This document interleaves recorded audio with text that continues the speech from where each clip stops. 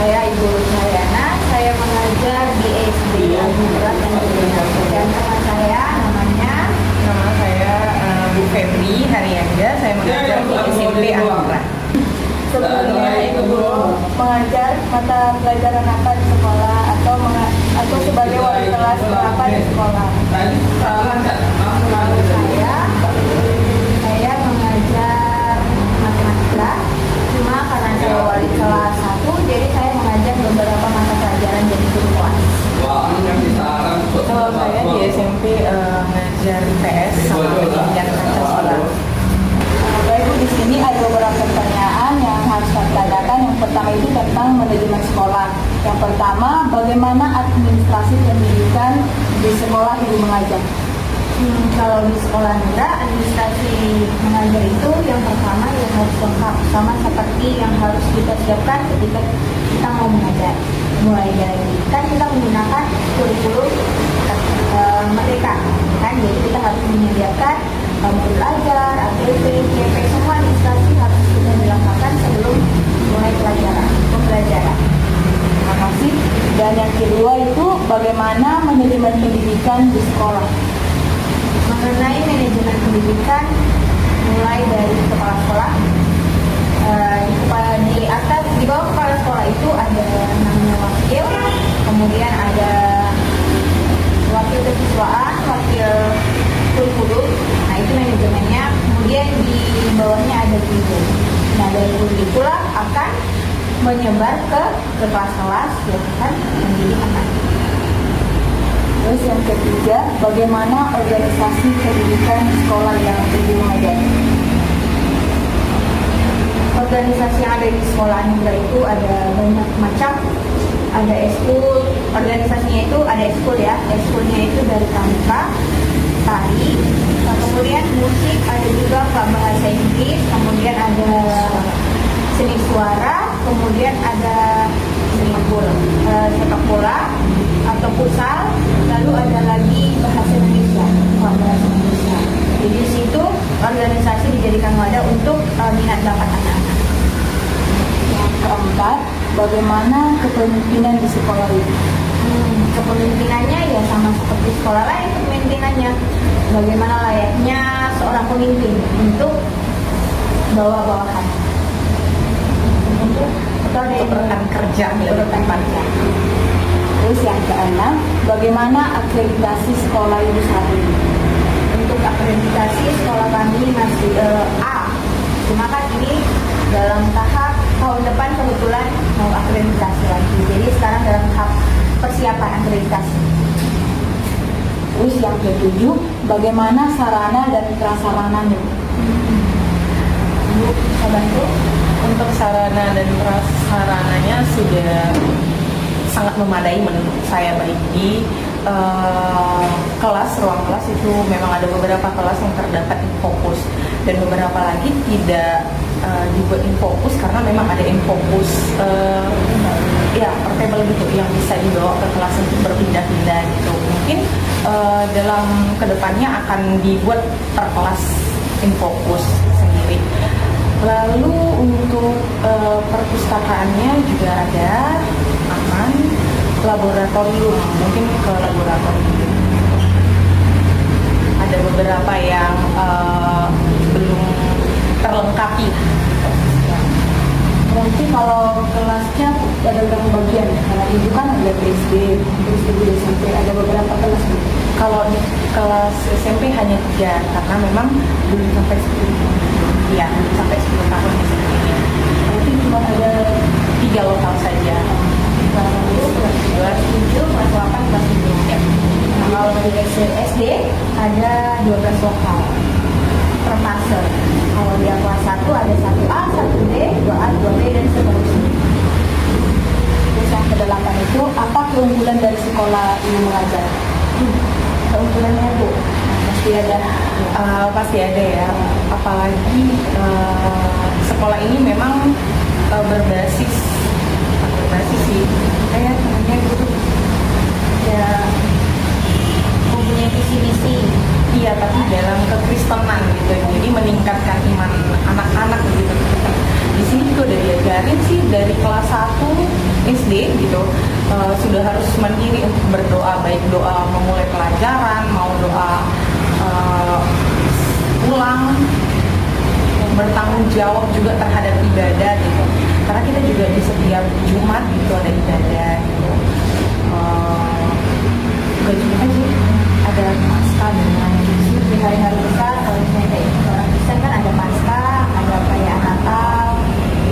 Kemudian di setiap hari Jumatnya itu pagi kita akan melaksanakan ibadah bersama semua seluruh siswa-siswa.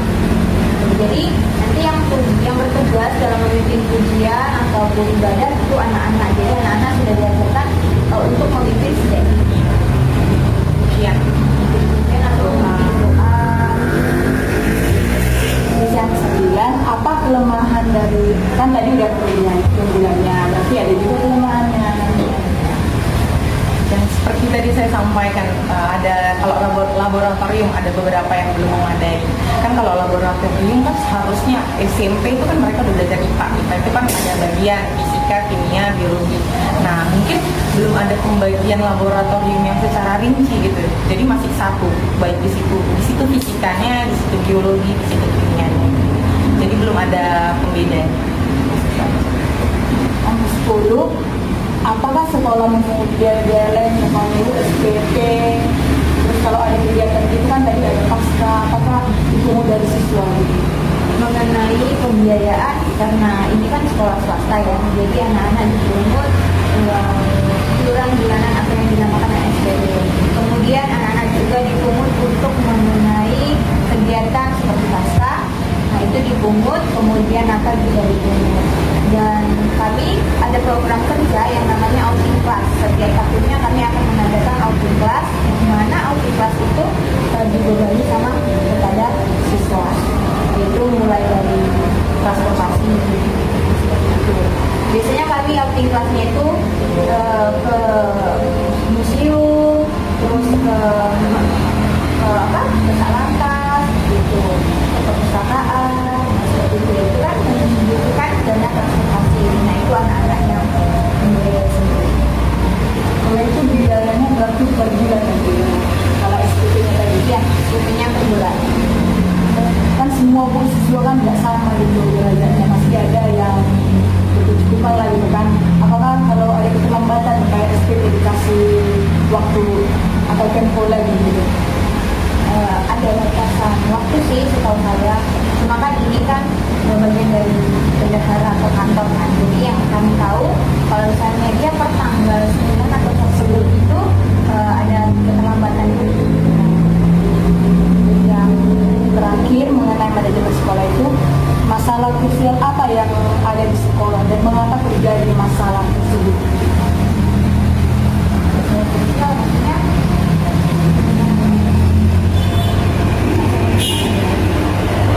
Kalau krusialnya itu misalnya tentang sekolahnya misalnya jauh dari siswa, siswanya harus jalan kaki dulu, sering terlambat. Itu kan merupakan salah satu masalah bagi siswa untuk sampai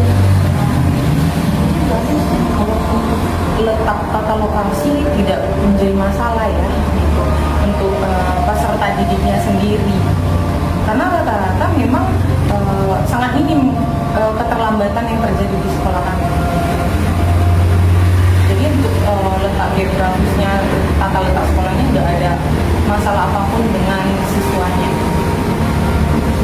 saya sebut dari saya, nanti akan dilanjutkan oleh masalah. Setelah melakukan wawancara pertama mengenai analisis manajemen sekolah, maka dapat disimpulkan manajemen di sekolah anugerah dilakukan secara mandiri oleh kepala sekolah dan guru. Struktur organisasi sederhana namun fungsional dengan kepemimpinan terbuka dan kolaboratif. Pengawasan rutin dilakukan dan diakreditas sedang disiapkan. Sarana prasarana cukup memadai dan tidak ada biaya tambahan yang dibebankan kepada siswa.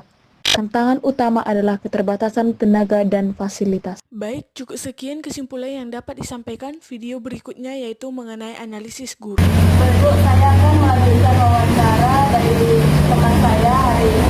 Jadi yang dimana yang pertama itu mengenai analisis guru. Bagaimana kinerja guru di sekolah anugerah? kinerja guru anugerah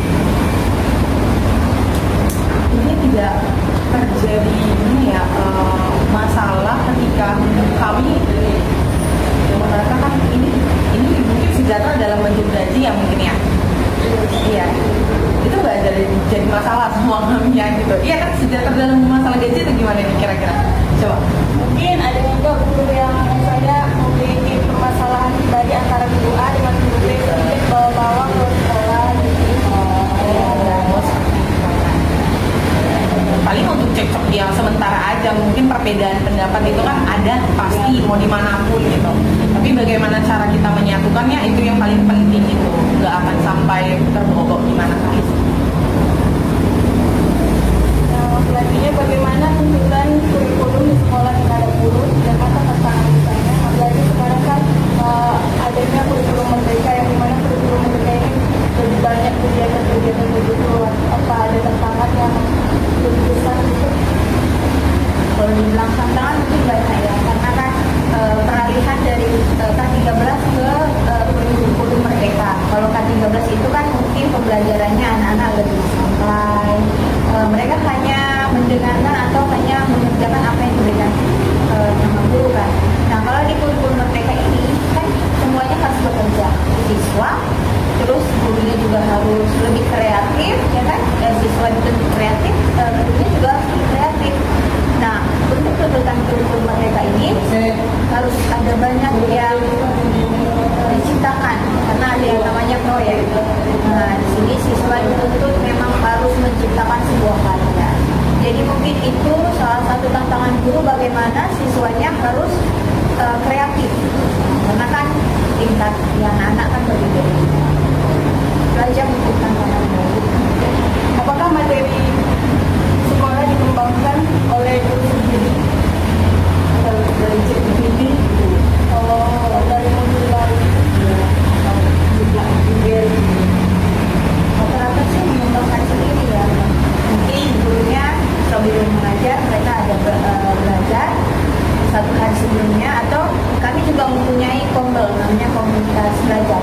Nah di situ kami akan gunakan waktu kami untuk bersama guru untuk membahas materi. Nah, selanjutnya, apakah materi pembelajaran di sekolah Anugerah membuat budaya Melayu? Karena seadanya kita di sini berada di sekeliling kita ini mayoritasnya berbudaya Melayu. Ya. Itu di sekolah kami SD ataupun SMP ada yang namanya muatan lokal budaya Melayu. Itu sudah beberapa tahun, 3 tahun belakangan ini kami adakan budaya Melayu. Itu dibutuhkan dari apa? Contohnya pakaian atau dari bahasa yang digunakan? Biasanya kan itu dia kayak ada materinya ya. Kalau dia di SMP, kebetulan saya juga pernah mengajar budaya Melayu di SMP. Mungkin di kelas 7 itu diajarkan apa sih budaya Melayu itu sebenarnya, pengenalan dulu. Kemudian nanti di semester 2 itu anak-anak belajar mengenal atau menulis orang Melayu yang namanya orang Melayu atau tulisan Melayu.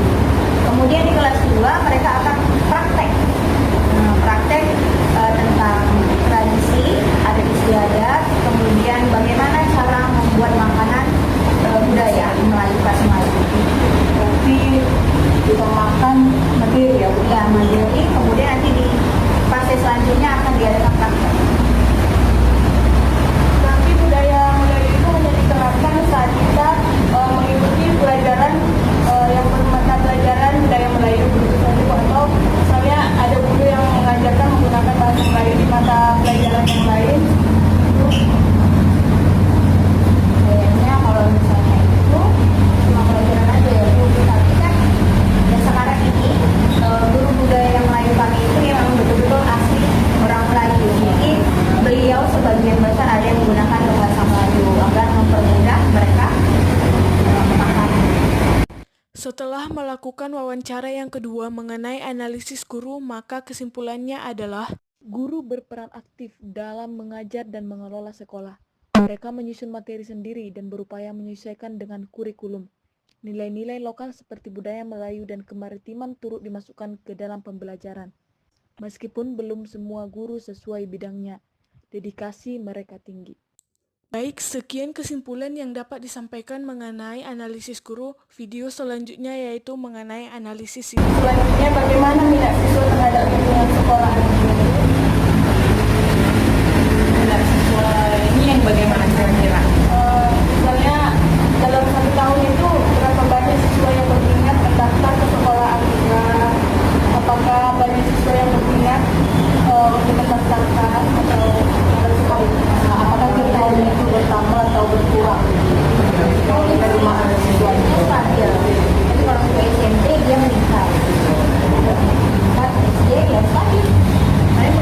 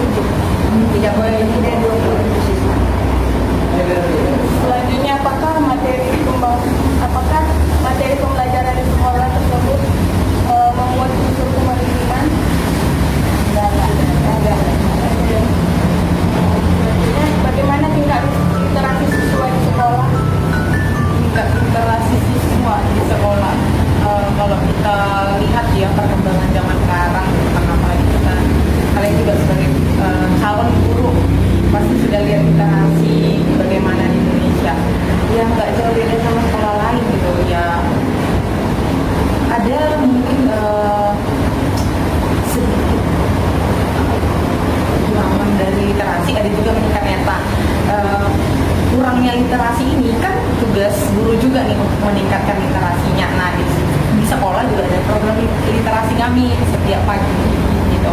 Jadi kami itu masuk itu memang setengah 8 belnya, tapi mulai pembelajaran itu di jam 8 karena setengah jam dari jam 7.30 sampai jam 8 itu kami literasi. Nah literasi itu bisa membaca buku. Nah biasanya di setiap kelas itu ada pojok bacanya gitu.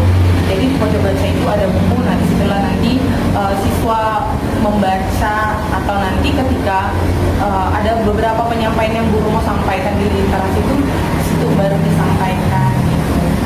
Jadi ya sama seperti anak-anak lain aja gitu, butuh bimbingan untuk literasinya lebih meningkat. Upaya apa saja yang dilakukan untuk meningkatkan literasi siswa tersebut ya sudah dijawab Iya, tadi iya. tadinya.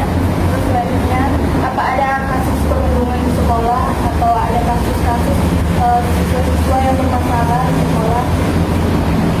Nah, sejauh ini kalau untuk pembulian dan juga Masalah siswa ya paling masalah kayak kita dulu lah ya kan, kayak tugas itu aja. kalau misalnya ada siswa yang nggak kerjain tugas, bagaimana cara guru menghadapi siswa-siswa tersebut? Tergantung gurunya sih ya, gimana cara menanggapi anaknya supaya anaknya kayak diberi efek gitu ya. Sebagian guru ada yang tidak tega memberikan hukuman, sebagian ada juga yang kayak memungut sampah gitu ya. Kemudian ada juga yang kayak menyapu koridor, nah, seperti itu. Ada juga yang tidak diberikan masuk selama berapa menit untuk pembelajaran. Kami hanya memberi sanksi yang ringan-ringan saja. Tidak boleh yang berlebih atau yang menyakiti fisik anak. Setelah wawancara analisis siswa, maka kesimpulannya adalah siswa belajar dalam lingkungan yang aman dan nyaman. Sekolah memperhatikan kesejahteraan mereka dan mendorong peningkatan literasi melalui berbagai program. Prestasi siswa berkembang meskipun masih terbatas karena fasilitas dan akses yang belum maksimal. Baik, mungkin segitu saja untuk wawancara